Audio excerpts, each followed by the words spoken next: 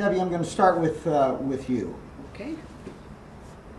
The community has been divided for decades along political lines. It has led to divisiveness on the village board and has deeply hurt the morale of residents. What steps would you take to lessen that divisiveness and improve relations in the community? I think that question was addressed in the questionnaire, at least a little bit. And what we need is for the community, the whole community, to be involved in the situations at hand. For instance, the new Village Hall proposal. The strategic plan committee that was comprised of residents, business owners, and other key people within our community were gathered, and I think, Russell, you might have been at a couple of those workshops to find out what the needs were or the wants for the commercial district of Island Lake. The meetings went on, workshops I should say, went on for a very long time. We met probably 5 or 6 times before all of that data was compiled. And then that information was put together and presented to the Plan Commission for their review. And a very nice outlay of that amendment to the comprehensive plan was created. We need the community involvement, and unless you structure workshops such as this workshop, we are only going to get the pros and the cons, not the let's find a positive solution to the issues at hand. And I have worked diligently along with the village board to look for positive solutions, to offer a solution to the problem. When residents come to me with a problem or a concern, I like to ask them what they feel the solution would be, the best solution to overcome that situation. And the back and forth bickering, it has ceased for the most part, and the current board gets along very well. We agree to disagree, and but the personal attacks are for the most part gone, and it's been a pleasure working with the current board. Charlie? Yes. Same question. Well, first of all, I think that the community does need to be involved in the process of anything that takes place that's going to cost the taxpayers any kind of money or be something that they may not approve of. Good example is the advisory referendum that we did get on the ballot, and 76% of the people in the village said they didn't want a new village hall. I feel that those are very important concerns of the community. That's a big expenditure, and that by the time we found out about it, it was the clock was ticking on it, and it was getting closer and closer to becoming a reality, and a lot of the community didn't know about it.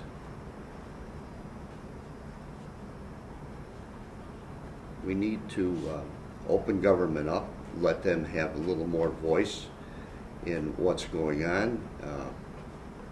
Presently, you can go to a meeting and voice your concerns, but the complaints of the residents are that they don't get the answers that they're looking for. Whether you agree or disagree with the answer, you do deserve some type of response, and they're not getting that. So to ease the divisiveness in the community, then, what steps would you take to lessen that? Communicate with the residents more. We have quarterly newsletters. You don't want to just put in the feel-good things in a newsletter. You want to put the issues that are out there facing this town, and that's not happening. Secondly, you know, this village hall that they wanted to build, it was going to be put in a park, and that's very controversial. People don't want to lose the parks that we have.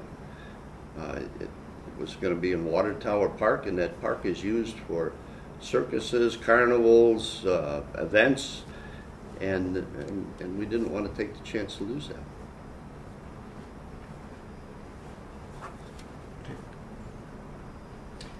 Charlie, Mm-hmm. Russell and I both noticed this when we were reviewing the candidate questionnaires. At the top of the questionnaire, we asked for 3 issues, 3 campaign issues that you thought were important. Right. Debbie's answers painted a picture of a candidate with a medium to a long-term vision for the community. You focused on undoing things you believe Debbie is at least partly responsible for. You didn't really share any long-term ideas. How do you respond to that? Well, what are you talking about, long-term ideas, like a village hall, or are you talking about road improvements or infrastructure improvements? Well, that's up to you. We had said, tell us what your top 3 concerns are. Top 3 concerns, number 1. No, we know what you wrote. Okay. Right.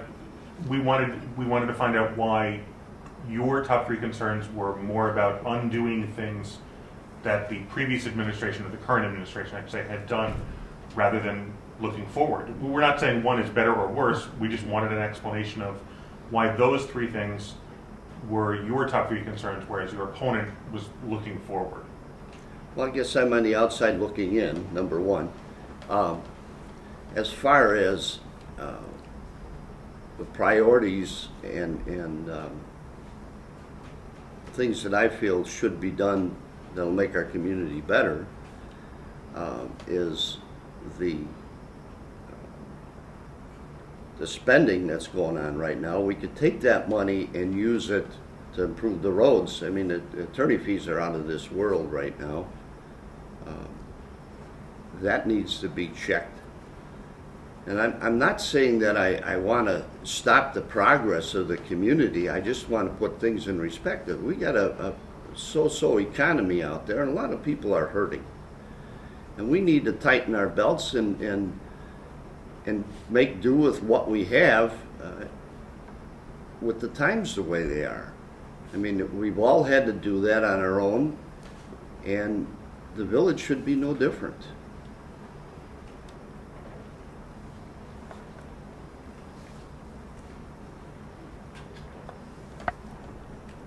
You know, maybe the village hall isn't such a bad idea, but right now I don't feel is the right time for it. And I don't feel Water Tower Park is the right place for it either. Do we need a better facility? I think we've got a pretty good facility now. It just it's been neglected. It hasn't been maintained. I just think that we need to make do with what we have and put our priorities in making our community, fixing the roads up, cut back on the spending for attorneys. We don't need an attorney at every meeting. That's kind of a waste of money. Once a month is all you need them for. And you know, if you look at what we've spent in the last year, I sure could find a lot better use for that money. Debbie, how do you respond to the vision question? We can repeat it if you need. Please. I said that when Russell and I reviewed the candidate questionnaires, we were struck by the same thing, that when we asked each of you to describe the 3 campaign issues that you have, your answers focused on, or painted a picture of a candidate with a medium to long-term vision for the community. Charlie focused on undoing things that he believes that you're at least partly responsible for. Okay. With all due respect, I looked online for Mr. Amrich's answers, and they are not printed there under the candidate questionnaire. So I don't know what he responded with. I believe that we are in a positive forward motion.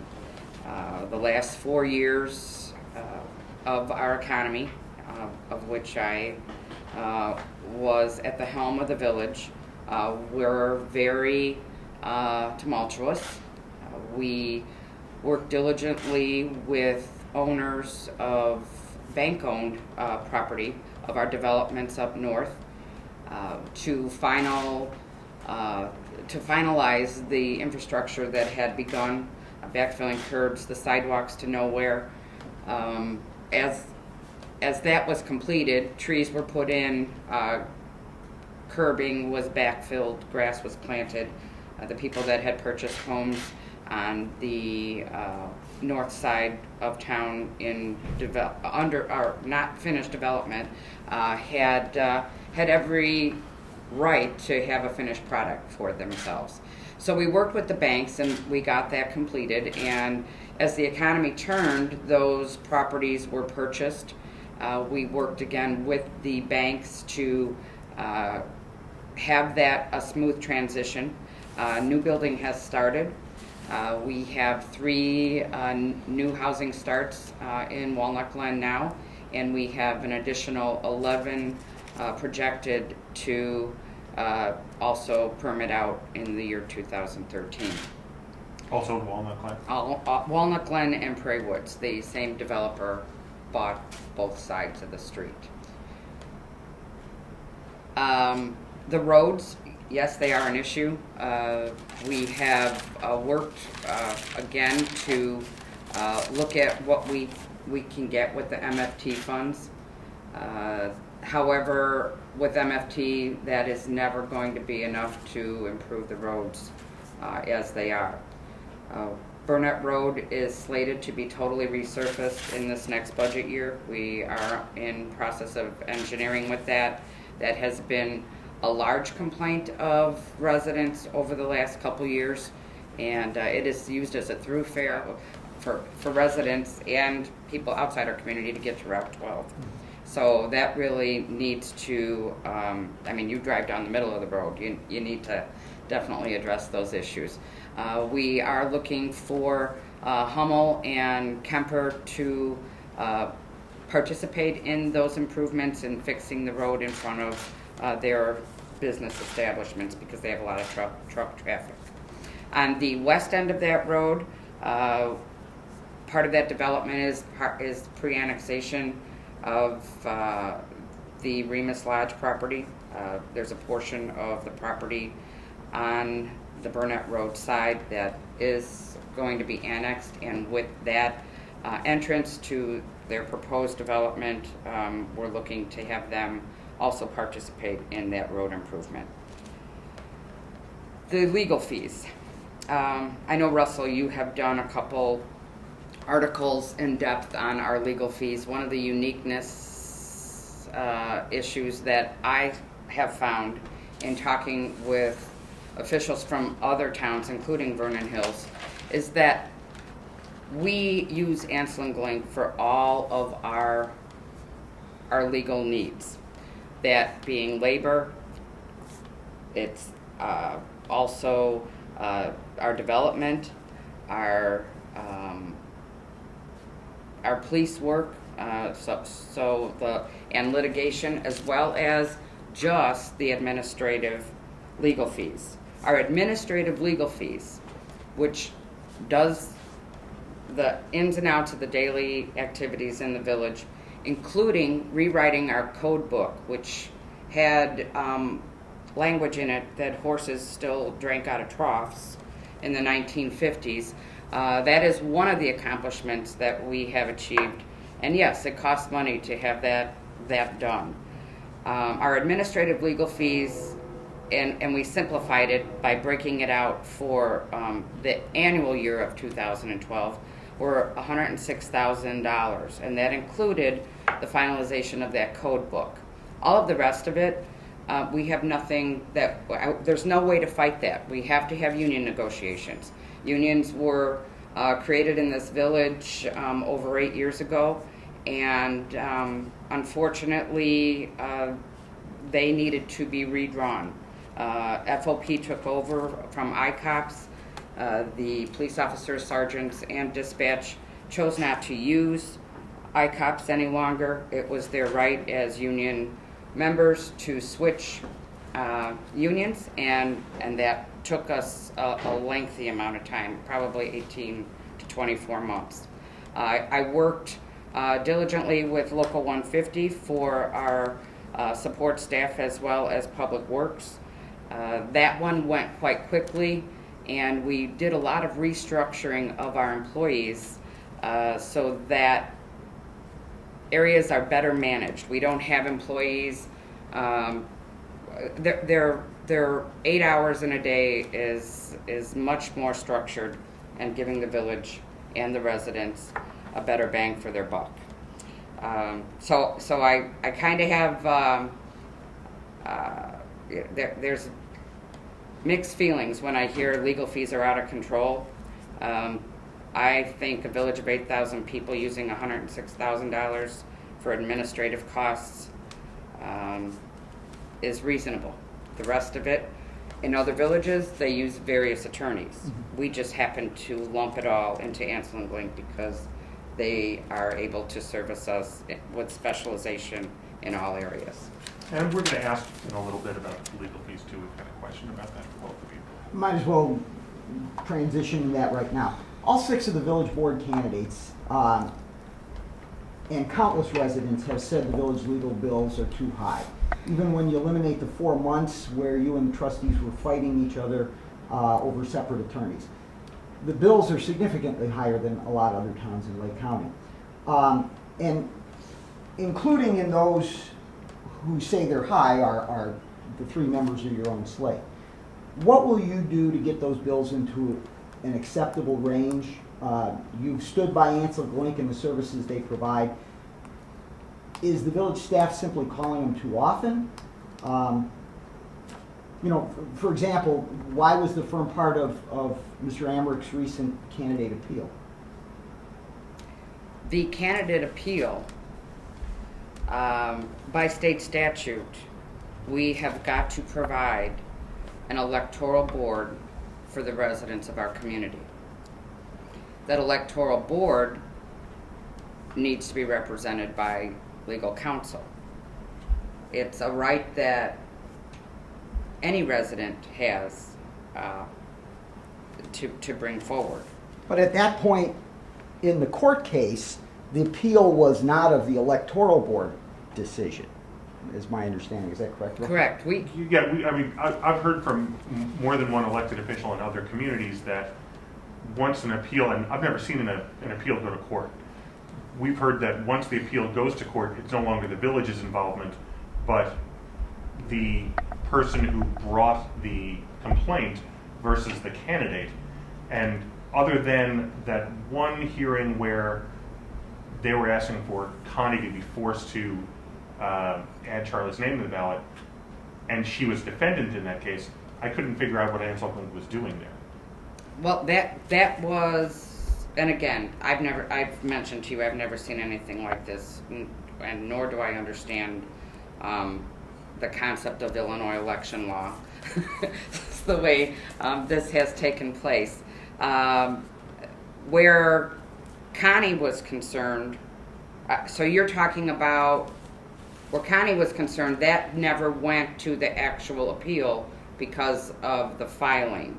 The part that Connie was involved in had absolutely nothing to do with the appeal. And that's my point. Okay. I knew why Connie had an Ansel Glink attorney representing her in that matter. When the appeal was before the judge last week, before Judge Stark, there was an Ansel Glink attorney in the room pressing the case along with Anish Parikh. And I'm not a legal expert, I'm not a lawyer, but there were several elected officials who have been through electoral board cases, and they couldn't figure out why the village had a representative at $250 or $350 an hour at that session. And I don't know, again, the legal ramifications of any of it. My opinion would be, and I'm just, this is my opinion because I don't know the law either, is that the electoral board was being overturned, and their decision was being overturned, and I assume that's why they were both there, and the representation of Ansel and Blink. Can you answer the other part of the question, and that being what you'll do to bring the bills into an acceptable range? And you answered, you talked a little bit in your previous answer about the legal bills and the comparisons to other villages. In the 2 or 3 big stories that I've written about this issue, I FOIA'd the legal bills from a dozen or 2 dozen communities, all of them, not just from one firm for the administrative stuff, but I want to see all of your legal bills. And the Island Lake legal bills over the last 2 years, going back to 2011, were tens of thousands of dollars higher than every other community outside of Waukegan. Okay. Again, I can go back to what I pointed out regarding union negotiations. All 4 unions were at the table for negotiations to redo their contract, not to just settle on a pay raise. They were there to rewrite the contract. And rewriting union contract language is very extensive. And they go back and forth, and they have attorneys that, they'll fight for every little thing. That's gone. So for 4 years, we won't have to worry about any of the union attorney fees. And I'm very, very confident that those were high. The prosecution we get returned to us. We have 2 counties in prosecution. So we don't get to just go to Lake County or just McHenry County. We have attorneys split into 2 different areas to prosecute the people that we arrest and are being charged within our community. That in itself is very unique because everybody else gets to go to 1 courthouse. We have to go to 2. All of our developers' fees, Thornton's, working with the repurchase of Walnut Glen as well as Prairie Woods, that money is paid back by the developer, by the actual builder. So yeah, we put the money out to represent the village. However, that money is gathered back in. I don't know that you also got that figure, Russell, in your investigation. But so more times than not on prosecution, we make a profit. But so we're getting revenue when we do go to court. And that number supersedes the number that we spend on those legal fees. On all of our development fees, that money is brought back in by the developer, by billing the developer. It doesn't always happen in the same month or the same quarter, but that money is also collected.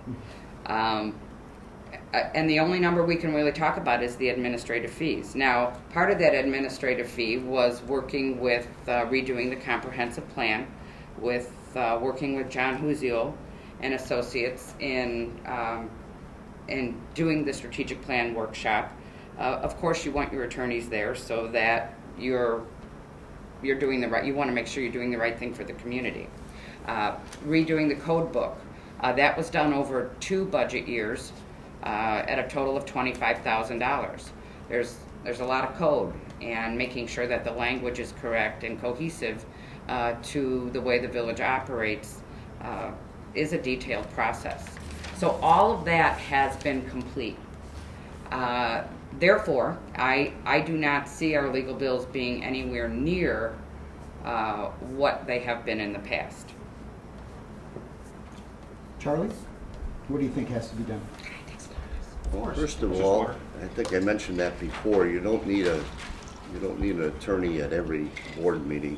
Number 1. Number 2, you have to limit the accessibility to the attorney to the other board members and staff. You don't need to be running up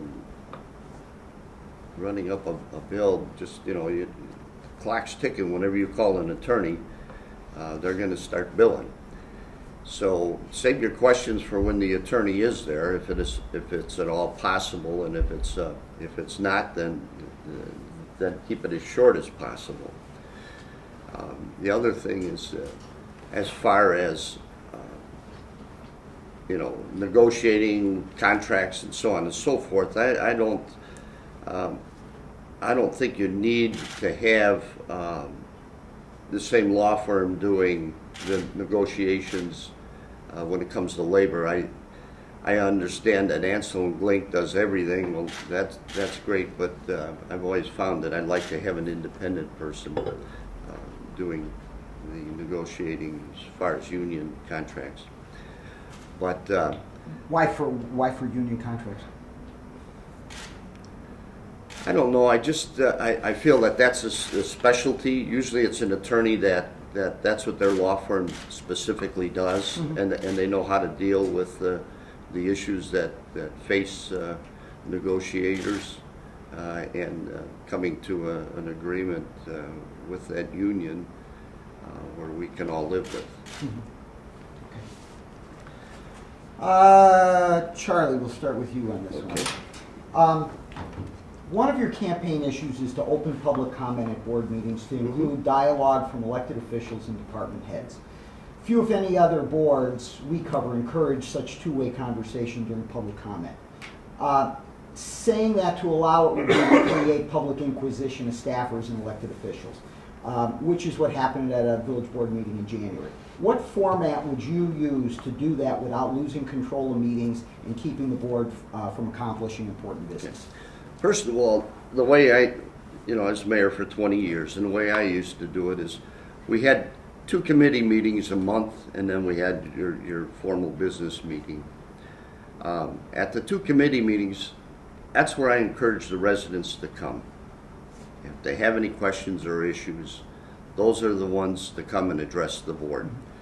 And it was very informal, and if somebody had a question while we were discussing something that they could add to the conversation or some ideas, I'd let them voice their concerns. I mean, we're there for the people. We're representing the people there in our community. And I always felt that, they put us in office, we need to listen to them. We don't always agree with them, but we owe them that, to listen to them and listen to their ideas. Maybe it's something we overlooked. So I've always liked the idea of open communication with the residents of our community. I've always felt that way. But how do you keep it from becoming, and this is of course if elected, how do you keep it from becoming the inquisition that happened in late January? I think it was at an electoral board hearing where Debbie had decided to answer some questions from some of the residents, and within minutes it became an inquisition. Well, I think for the most part, the residents are respectful to the elected officials.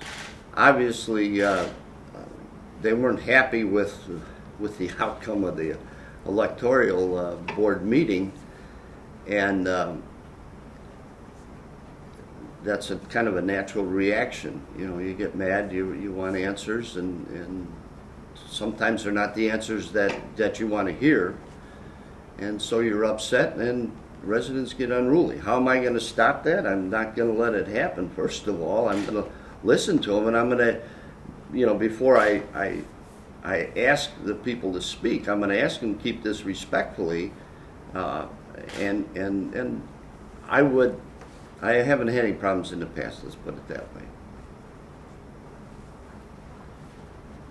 And Debbie, let's turn the question around to you. There's been a push from Charlie and from others in the community to reinstate that second public comment session that was taken away a couple weeks back, and a demand for a while that there should be some back and forth, that village officials should be able to answer questions during public comment.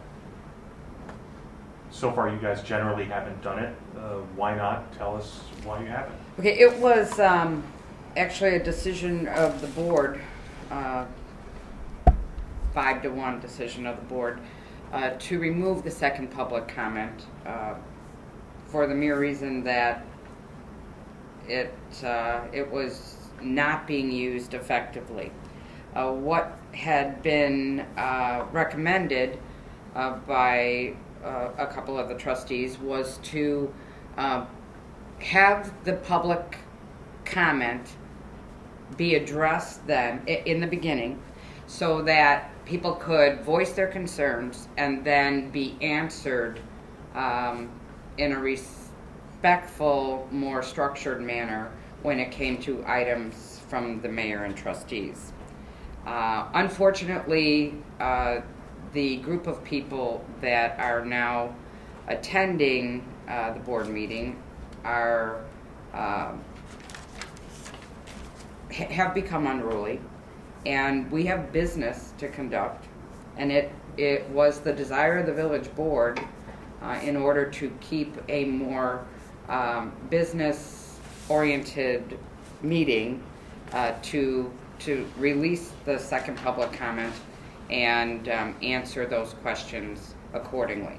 Now, we have, and by my own addressing, allowed people to do a question and answer. And when it's a legitimate question, we definitely welcome it. However, we have had residents come and say the same thing, trying to get into a debate regarding the subject matter, and meeting after meeting after meeting, the same thing. That doesn't fare well with the process of doing village business with the village board, nor does it help the residents that are there in the audience to actually learn and observe what we are doing with village business. Quite honestly, prior to election time, there might have been one or two people in the audience at the village board meetings. I take a slew of phone calls every week. I probably get 10 to 15 emails a day. Trustees as well. I know we have a trustee that is out in the public eye at the barber shop. He talks politics all day long. Village issues, not necessarily politics, but village issues all day long. So we have a good handle, I believe, on the issues that are in front of us at the village level. And I believe they're handled, not necessarily always in a boardroom to make public display of those issues, but to deal with each resident individually in helping solve the issues at hand. Got a follow-up question? Go ahead. You referred during your answer, you said, unfortunately, the group of people now attending board meetings has become unruly. We have business to discuss. I've been at a lot of those meetings, and they have been unruly, but they are your constituents, or the residents of Island Lake in nearly every case. Is that a sign? Is that a sign to you? Does that send you a message that that people are unruly at meetings, they're upset? It is a sign, but I've been on the village board for 16 years. Every 2 years, we have this burst of negativity just prior to the election cycle. You don't always like what you hear. You don't always like what decisions have been made. And I don't always agree with what the board members vote to approve. And you have seen that. Unless it was violating state statute, it was majority of the board wanted it that way, that's how it stayed. But you don't call people names, you don't yell and scream, you don't swear. It disturbs me that our society has come to that level, and that is how their children see as what their children see as being acceptable behavior. not only in a public forum, but that to personally attack others is status quo, and that saddens me. Charlie, what do you think about that? What Debbie said, and the level of unrest, the anger that has been shown, and frankly the bad behavior that's been shown by many of your supporters at board meetings. There's a great deal of anger there. What kind of message does that send to you? They're unhappy. They're unhappy with the way village government is being run right now. And the frustration of not getting answers, they're upset because of some of the things that are being done and the way they're being done. As elected officials, they have a responsibility for all of the residents, not just the select few. And you need to try your darndest to answer those questions and answer those concerns of those residents. Although you may not agree with them politically, they are still your constituents within your community. But isn't there something to be said also for decorum in public? What are you referring to? I heard swearing and this and that. I didn't hear any swearing at any of those meetings. I don't want to say swearing, but I know there have been people in the audience, I'm sure you've seen it, who have been angry and yelled. Greg Jenkins being one, Joe Patak being another, who have, and it's their American right to do so, but they've made spectacles of themselves at meetings, and it leads to an uproar and disruption at meetings. Is that the kind of behavior you think you should be seeing at board meetings? Well, I don't think that's the kind of behavior I want to see. I don't want to see yelling and screaming. I want to, see some kind of dialogue between the board and the audience or the residents of the community. I don't necessarily agree with everybody's point of view, but I do respect. I do respect their opinions. And I'm sure there are going to be times when I'm going to agree to disagree with them and move on with life. I'm not going to hold it against them, but I'm going to try my darndest to answer questions in a timely fashion. If I have the answer that night, I will give it to them, or if one of the board members may have it.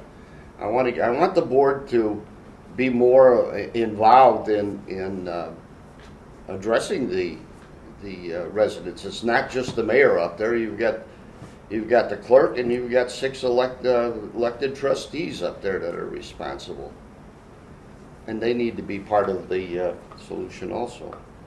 Absolutely. Okay, Debbie. Name 3 things that should be done to improve transparency in village government. One of the things we have a real hard time with is the number of repetitive FOIAs, and what we would like to do.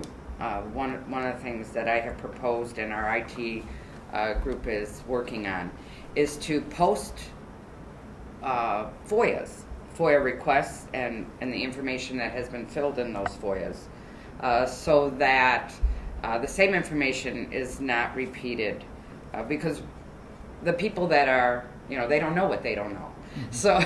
So if 3 people are asking for the same information or variations of that same information, prior to them actually filing the FOIA, they could view the website and see what FOIA requests have been made.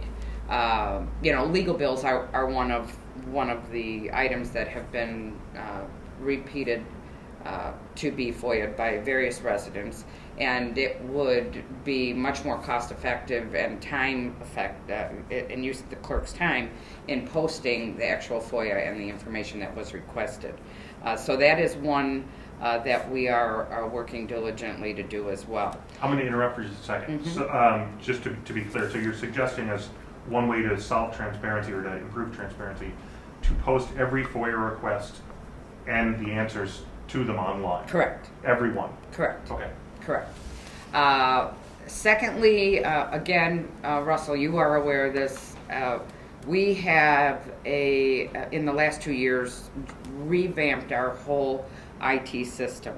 The prior server that was being used, you couldn't have 4 computers going at the same time because it would overload the server and it would go down. So we've spent a lot of energy and time in compiling data services to put our telephone system, voice over internet, and one of the other things that, if we talked about a couple weeks ago, probably 3 weeks ago at a village meeting, was the video system within the boardroom.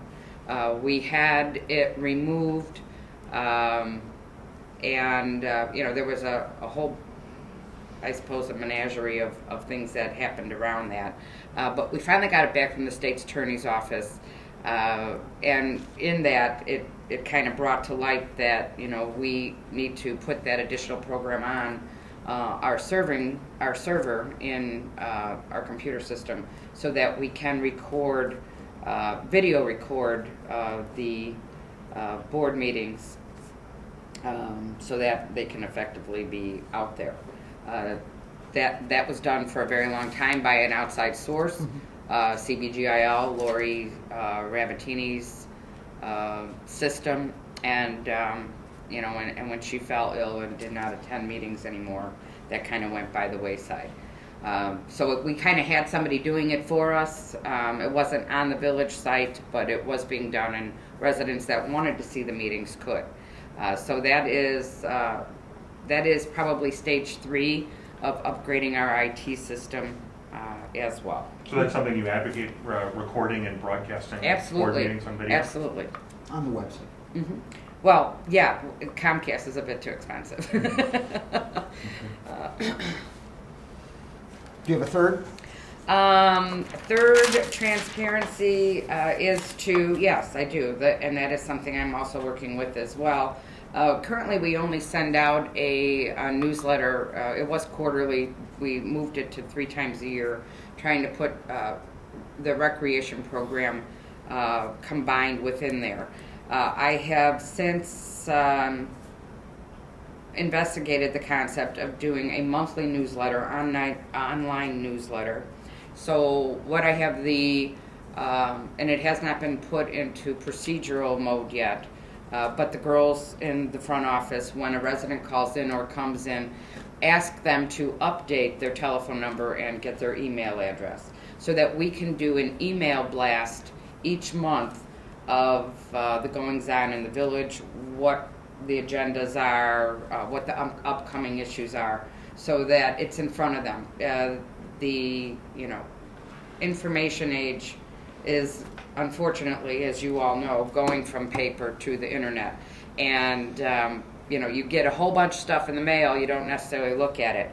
But to put that information to each resident that we can communicate with by email, a newsletter out each month, updating them, I think will be much improved communication with our community. Charlie? Well, first of all, I think the newsletter that comes out it used to come out 4 times a year, like Debbie said. They dropped it down to 3. I'd like to see a little more communication with the residents there. Also, putting in a questionnaire that the residents can fill out. Issues that they feel that the village needs to address that are the most critical to our community. And we need that feedback from our residents. It's not always easy to communicate with them unless they come to a meeting or you happen to run into them. Mm-hmm. So I think that would be a good thing. Also, I'd like to see the minutes from these board meetings be posted online in a timely fashion so the residents can see what is going on what has been taken place and approved in the village. I don't think they're always in a timely fashion, and they should be put up immediately when they're approved by the board. Do you have a third? The third thing is encouraging the residents to get involved in village government. We have many committees. We have a building and zoning. We have plan commission, police and fire commission. We have park and recs. We have a lake committee. And our best resource are our residents in the community. And the more people you get involved in government, the better. It's a nice cross-section of the community, and they help to bring things to the table, to bring it to your attention that what needs to be done. And I really feel that's important to resonate that out to the residents, to get them involved and say, you know, you have an interest, you have a background in building and stuff. Put your name in, and we'll see when we get an opening, or if we've got an opening, we'll see if we can fit you into that particular committee where you have some expertise. Community involvement is a wonderful thing. How It does is. that improve transparency? Correct. How does that improve How does it? transparency? Well, I think what it does is like I said before, it gets more people involved in village government and more knowledge of what it takes to run the village, and they talk to their neighbors and their friends and what's going on, and I think that, you know, that's a message that we want to encourage. Kind of a grassroots, Right. word of mouth thing. Absolutely. You know, it's not coming from your elected officials, but it's coming from your neighbor down the street. The minutes on the website are there. They were in a place not easily accessible. When we heard that people thought they weren't there, including our slate mates didn't know they were there, we looked at that and have repositioned them. So they've always been there. They just weren't as easy to find, easily accessible as they are now. What's the most recent minute that's on the site? The last approved? Right, I'm saying. That last approved would have been February's. Okay. And as far as our commissions and our boards, they are filled to capacity. We do not have any openings. There are always people that are applying for those or showing interest. They don't necessarily apply. When they do show interest and there is an opening, we do ask for a formal request for them to be on that board, and how they will be able to benefit that board and the residents of our community. So, you know, we encourage that as well. It's something that we've always done, and we've been very fortunate that we have no vacancies at this time, and I think all the boards are working very well together. Some of the people that are on our Plan Commission and Zoning Board have been there a multitude of years, many terms, that asked to be reappointed, and it's nice to have some of that seniority there that have seen the issues of where the village has come and where it is today, and they're able to help mediate answers for newer board members that don't really know the history of Island Lake, and they're good mentors for the new additions to the boards. So, Charlie, Yes, sir. name one thing on your opponent's platform that you support and why.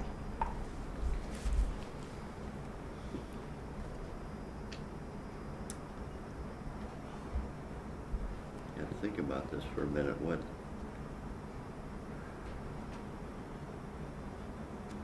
What I support, I can't think of anything off the top of my head. The only thing I can say that and I don't know if it's part of their platform or not, but they do have concerts in the park in the summer, and I think that's a nice touch. I really do. That's the only thing that I would like to see continued. Of all the things going on in village government and in the community now, that's the only thing you'd like to see continue.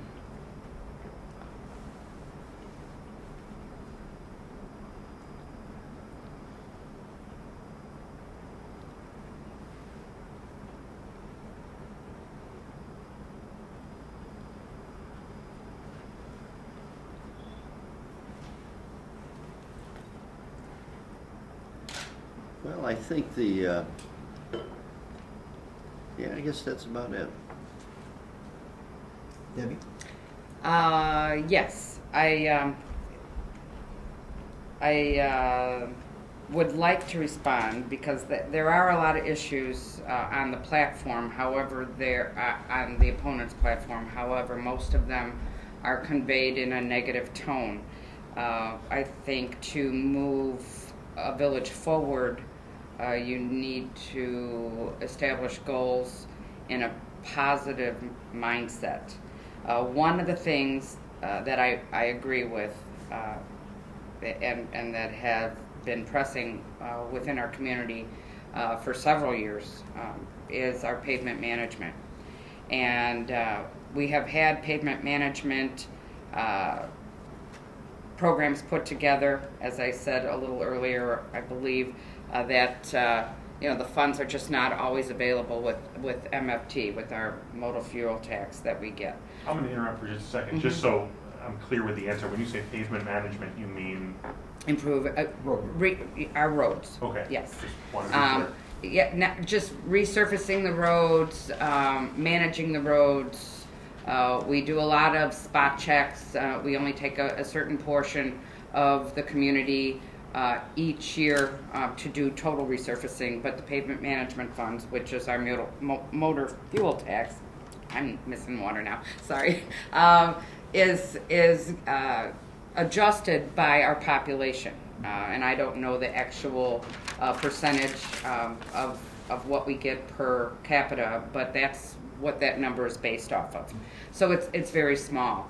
And one of my goals has always been in increasing the retail sales tax revenue in our commercial district is taking chunks of that money and investing it into our roads. This year we were able to do that. Our retail sales tax is just over $100,000 conservatively above what we projected in last year's budget. And we are going to allocate that money. I'm hoping the budget passes to allocate that money toward road improvements. And Burnett Road is where we're going to start. Another major area is Hale Lane in Fox River Shores. That development was built in the late 90s. And that road is very, very well traveled. It's the main artery into a very large section of our community. What's the name of that road again? Hale Lane in Fox River Shores. It's on the McHenry County side. So that is an issue, I believe, that concerns all of our residents, and one that we know we have to address. However, we were at a standstill with the money that we had available to us, and now that our retail sales tax has increased, we are going to hopefully earmark that money toward road improvements and continue to do so as that pot grows. Okay. Debbie, much has been made in recent years about the village's annual fireworks show, whether it should continue and how it should be funded. With village finances what they are, do you think this is an event that should continue? If so, how should it be funded? Also, you promised a year or two ago to personally cover any shortfall regarding the fireworks show. Have you done so? Yes. To answer the second question first. Currently, the village fireworks are privately funded. We do incorporate village events as fundraisers, such as the Candlelight Bowl. We just had a wine tasting. The proceeds from the carnival and vendors on the actual day of the event is going to be this year. In previous years, it's sometimes a month before. The proceeds for that all of those events go toward the fireworks. Yes, and I believe that 2 years ago we had a shortfall of just like $400 or $500. Trustee Cermak and I each wrote a check to the village to put that void deficit back at zero. Basically, yes, it's a huge community event. I think it generates camaraderie within our residents. It brings people to the village that normally wouldn't be there. It creates business revenue for the businesses that we have in town, restaurants, Walgreens, gas stations. Thousands of people come to view the fireworks show. We did move it from the summer to the fall because the mosquitoes were always eating more than the people when it was in July. So we moved it to the fall. It's cooler at night. The bugs are not as prominent. We get to do it a little earlier in the evening because the sun sets earlier in September. And it's been a very, very well attended event. And all of the events that actually are coordinated to benefit the fireworks fund go very well as well. So is it self-sufficient now? Yes. Do you get enough from your private fundraising in order to cover the cost? Private fundraising covers the cost, yes.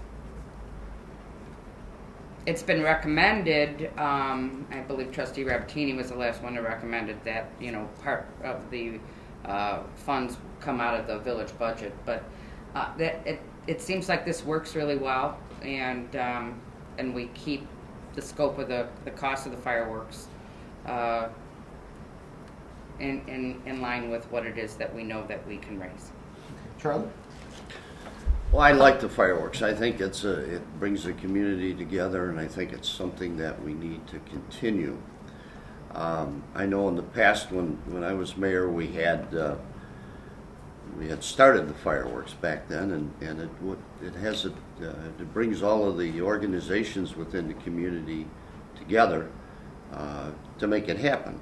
Lions Club runs the beer booth, and the Boy Scouts will do one thing, and Women's Club something else, and the Lioness Club, and it brings all those groups together for a nice event to see your friends and neighbors and bring them out for the community. Also, it's an opportunity for local vendors, especially the food vendors, to sell their wares. How we used to do it is we would charge each vendor X amount of dollars for their booth, and of course that's a way to raise some monies for it. And then of course the Lions Club would donate their profits from the sale of their beer, and the other organizations, some of the other organizations will do the same. It was very successful, and just a fun time for everybody. Do you agree with the funding mechanism? I believe that the funding should come from donations and being creative, charging different vendors for the booths and asking for donations. Absolutely.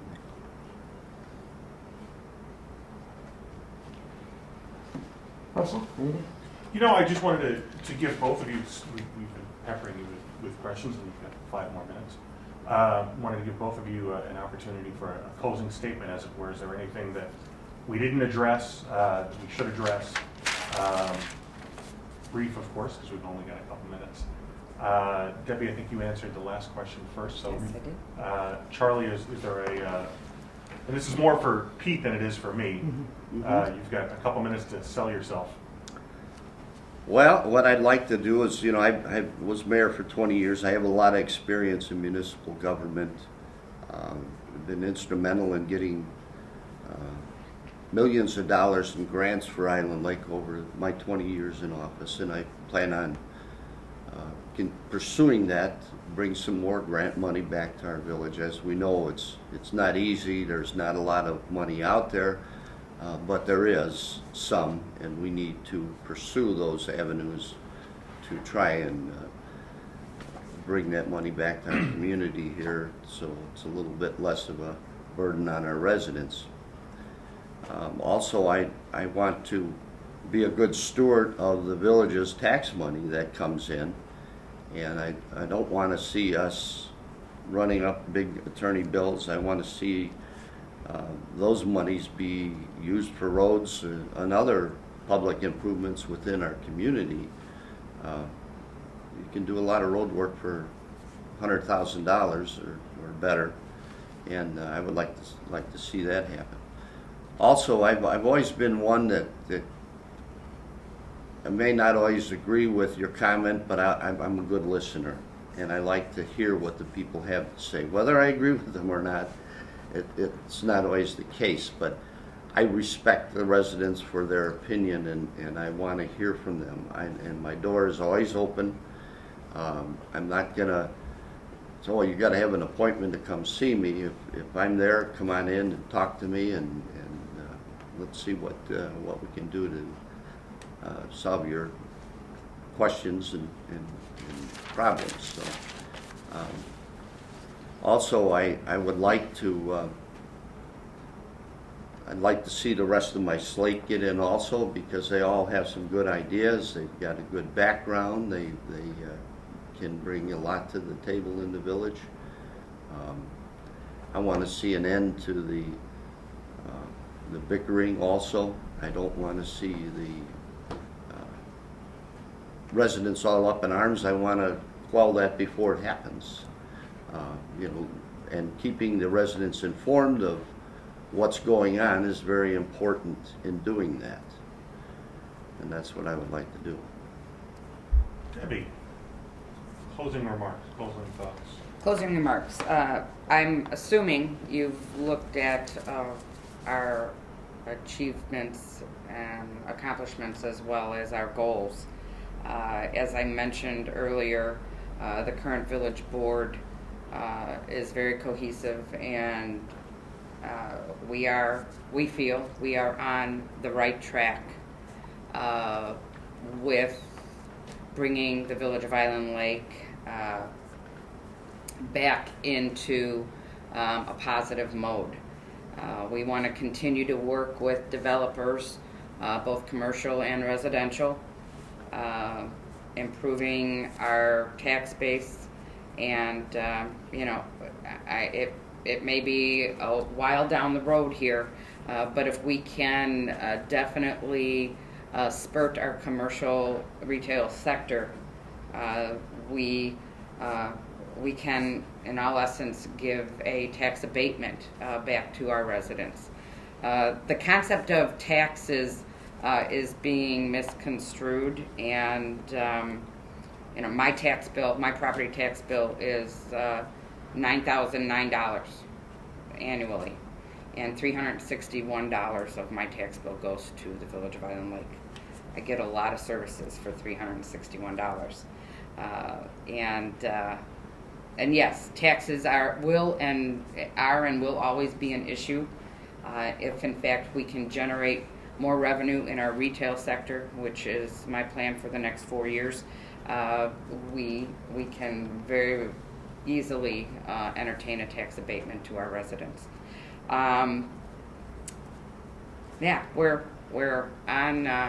on the right track, and I look forward to working the next 4 years with the current board. I think we are all not always on the same page, but always in the same book as far as where we need our village to go and what our residents are looking for us to do.